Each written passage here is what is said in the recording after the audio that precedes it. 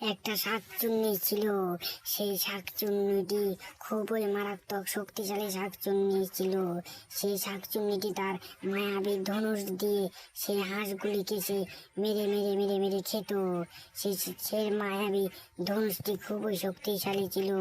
শক্তিশালী ধনুষ দিয়ে সে হাঁসগুলিকে মেরে মেরে নদীতে রেখে দিত।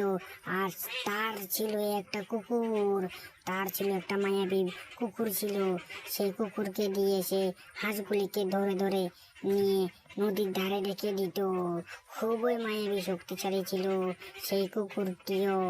আর সেই শাকচুন্নিটি খুবই শক্তিশালী শাকচুন্নি ছিল। আর সেখানে ছিল না কোনো তান্ত্রিক। সে নদীর ধারে যখন হাঁসগুলি চড়তে আসতো, খেলতে আসতো, তখন সে হাঁসগুলিকে মেরে মেরে রেখে দিত সেখানে। খুবই মারাত্মক শাকচুন্নি ছিল।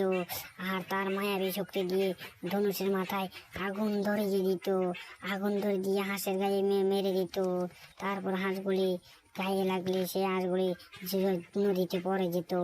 আর যে কুকুরটি ছিল সে কুকুরটি তার মায়াবী শক্তি দিয়ে মুখে নিয়ে সে নদীর ধারে রেখে দিত। আর যখন রাত্রিবেলা হতো তখন সে শাকচুন্নি আর কুকুর ভাগ করে মিলে খেয়ে ফেলতো হাঁসগুলি।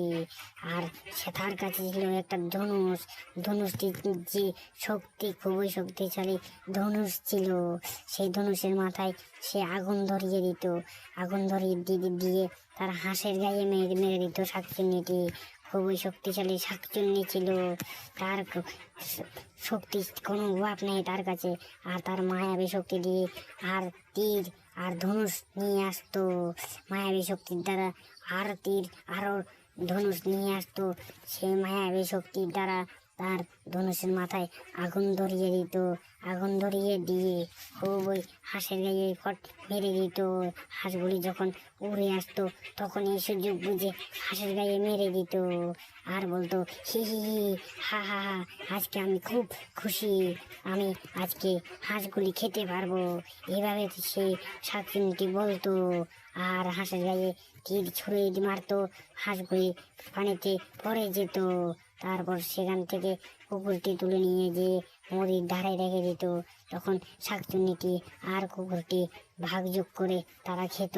আর সেই নদীতে কি থাকতো রোজ তারা শাকচুন্নি আর কুকুর মিলে এসব করতো।